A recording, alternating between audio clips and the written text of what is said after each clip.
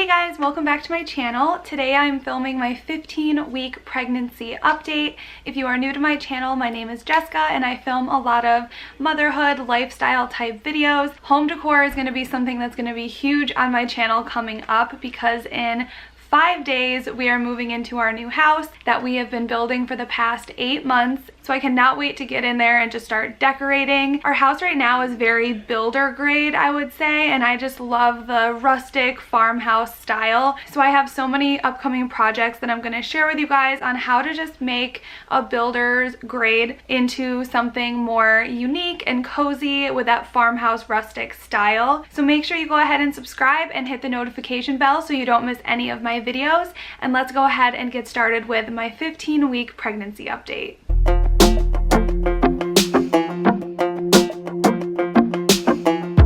So I just realized that this is the last pregnancy update that you guys will see me filming in this room. When I film my next pregnancy update, it'll be in our new house, so expect to see a new background. So according to the Baby Bump app, the baby this week is the size of a pear. I had my husband pick this up just for this video on his way home from the gym this morning. So thank you, Ryan, for picking this up for me. I like to show like a realistic example of the size of the baby in these videos. And then after I film these, I take a picture for my Instagram.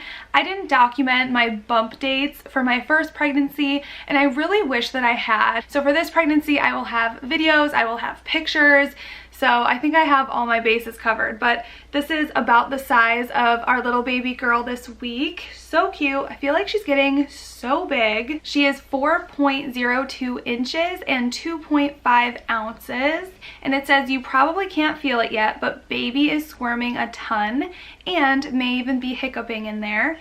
She's making a lot of progress. The joints and limbs can all move now. Baby's proportions are becoming even more normal since his or her legs now outmeasure the arms. It says now that you're 15 weeks, you're probably feeling really high energy. Not me. You may be experiencing some not so great symptoms this week like nosebleeds, stomach issues, swollen gums. So that is what my app says to expect for week 15. And now I'll go into my notes because I take notes for every single week, and I'll tell you what my personal experience has been like for week 15. So the second trimester for me has been very interesting this pregnancy. My first pregnancy with my son, as soon as I hit the second trimester, all my symptoms went away. I had my energy back. I was no longer nauseous. I had no food aversions. And this pregnancy, right around week 12, 13, when I hit the second trimester, I did feel my energy come back. My nausea went down a lot, but I still have days where sometimes I'm really tired and I need a nap. And then there's one day this past week when I woke up and I felt really nauseous. Food was not helping, which that usually does. And I'm pretty sure it was pregnancy related and not an illness because I didn't have any other symptoms, and by the end of the day it finally subsided. So for me, it just kind of depends on the day, but overall I have been feeling a lot better this week. But there's just some days where I am still exhausted. Like yesterday, I tried to run some errands. I went to Target and it was just not enjoyable, which who does not enjoy a Target trip, especially since my husband was home and he was watching my son. So I was able to go there by myself, and in the morning it just sounded like it was going to be such a dream. But then when I got there, I was so tired. I felt like I was just in a daze. I only got everything on my list. I didn't even look around. It just was not me, and I did not feel like myself. And by the time I got home, I just passed out. I took a 2-hour nap and I finally felt a lot better. So for whatever reason, I've noticed with this pregnancy, I'll just hit a wall throughout the day and I'll just be so exhausted, and I need to just take it easy, even though I'm trying to get so much done between being a mom, moving, working part-time. Like, I'm trying to still do it all, but at the same time, like, my body just tells me like I need to take it easy still and rest. Something that has been also, I think, adding to my exhaustion is I've just had a couple later night events and stuff this week, and usually I'm in bed early. I've said that before, like 9 o'clock I'm laying in bed, and usually by like 10 I'm asleep. but I was getting to sleep way later a few nights this week, and I think that had something to do with my exhaustion, and my body was just trying to catch up on sleep. So I'm gonna make sure that I'm just going to bed early every single day this week and just letting my body rest, because we are moving on Friday and I need all of the energy that I can get. One of my main symptoms this week, aside from exhaustion, has been round ligament pain.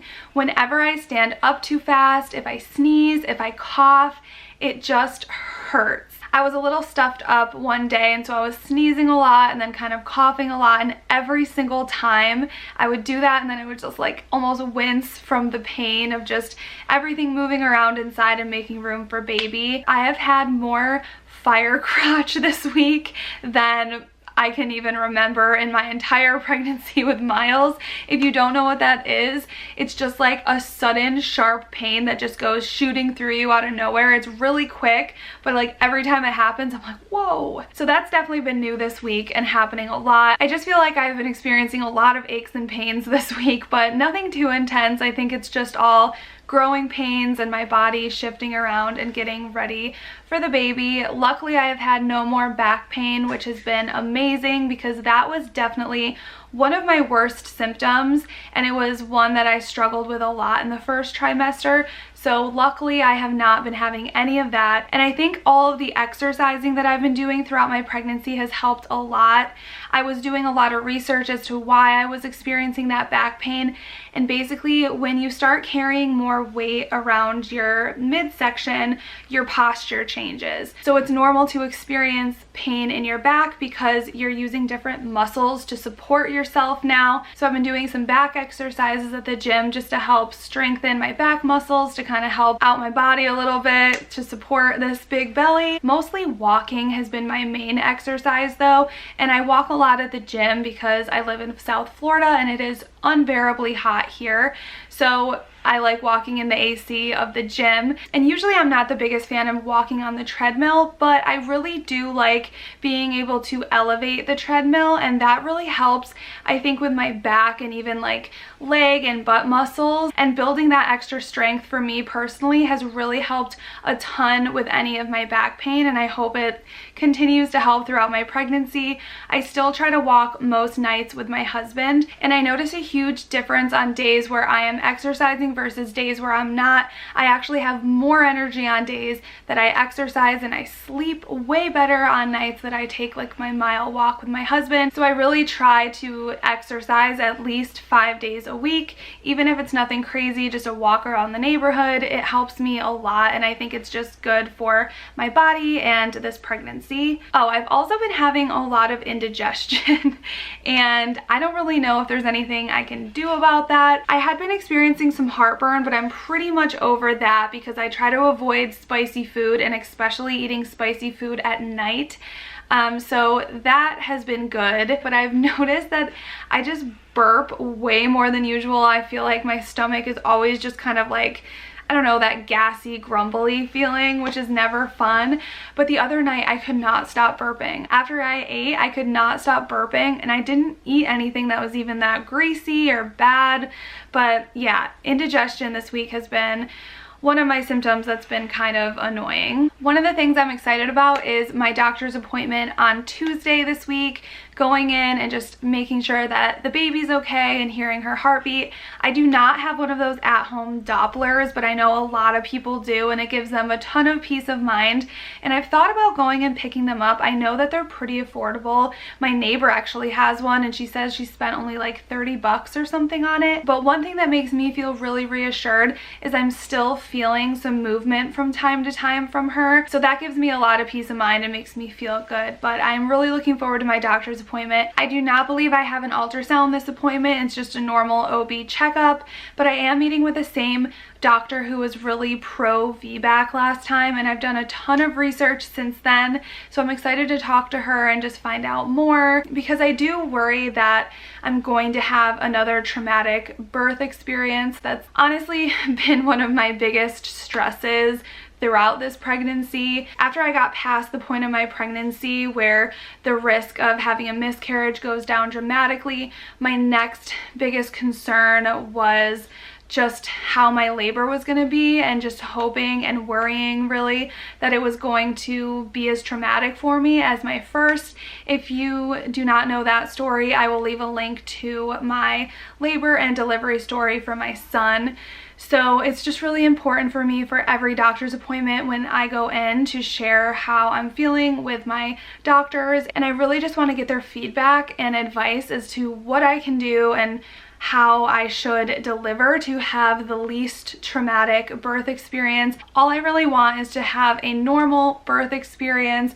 I would love to be present and an active part in my labor, and my main goal is just to be able to hold and see my daughter after she's born and not the next day and have her be in the NICU and just all the complications that come with that. I would just love to be able to give birth to her, whether that's VBAC or via cesarean section. I'm trying to figure out the best way just so she's healthy and I'm healthy and we can be with each other and be in the same room.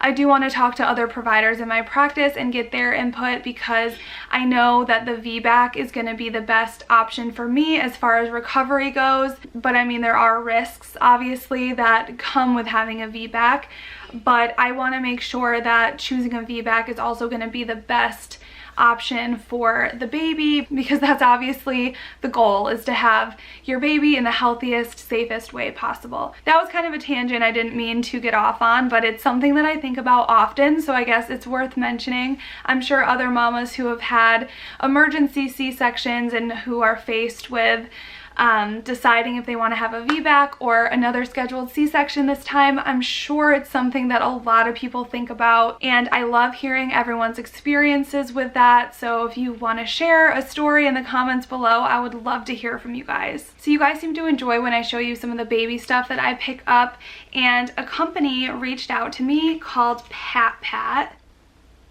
They're an online kids clothing company, and I believe they even have stuff for moms too. They do a lot of mommy and me matching outfits, which is adorable, and I cannot wait to do with my daughter. And they are a pretty popular company, so you may have heard of them, but they were nice enough to send me 3 cute little outfits. Look at this. I'm obsessed with the detail. Look at that lace detail on the sleeve. It's perfect for Florida. So it's like a little romper and it buttons up here, and I believe it's 3 to 6 months. Yeah, it's 3 to 6 months, so that's perfect timing. It'll be nice and warm here in Florida for her to wear this, and I love this. It's almost like a peachy pink color, and I think it's so adorable. So they sent me this one. Another outfit they sent, which is in this super trendy yellow, almost like a mustardy color. This one is 3 to 6 months as well. How adorable is this? It ties around the waist, and then it also ties in the back, so it's really adjustable. And I think it'll be perfect for just a warm day. And then it also just has 3 buttons down here, so really easy to put on and off. Hopefully the ties aren't too complicated, but I love outfits like these for little photo shoots. And I'm just obsessed with all of this cute girl stuff. I cannot wait to find bows that match this. And the last thing they sent me is definitely the biggest. This one's 6 to 9 months. So it's this really cute olive green jumpsuit that goes all the way down into pants, and it has these really cute wooden button details on the back. I love this color, and this outfit again is just going to be so cute. It looks like you just unbutton the back and they kind of slide in and out. So I love these little ruffle sleeves, and this is almost like an olive gray green color, which is so cute. So I will leave the link to PatPat down below in the description if you want to check it out. They have really cute, trendy kids clothes, and it's all super affordable. I'm always a little skeptical of online boutiques, especially ones that are out of the country, but they sent me a tracking code as soon as my order was placed, and it was easily tracked, and it came to me very quickly. And it was also shipped in these little bags. They're like wet bag material, so I really really liked that. I just was really impressed with the quality of the clothes and how they were shipped to me. And I definitely plan on checking out their website for really cute matching mommy and me outfits. Alright guys, that is it. Hopefully this video wasn't too rambly. I didn't have a ton to go over, but I feel like I talked a lot about the things that I did have going on. Make sure you are subscribed to my channel, and I will be having videos up about our moving process, our first night at the house, unpacking, all sorts of stuff. Probably the next video I'm gonna have up is an empty house tour. When it's all done, I'll walk you guys through it, tell you all my plans and upcoming projects to expect. So make sure you are subscribed with that notification bell on, and I will see you in my next video. Bye guys. Here is the 15-week bump shot. Belly button is pretty much poking out. You can see it in almost all of my clothes now. So yeah, definitely bumping these days. Stay true to that fire in your heart and your soul. Don't drench your desire in what you can't control. We fly, try so hard to get there, and we might be lost but not forever.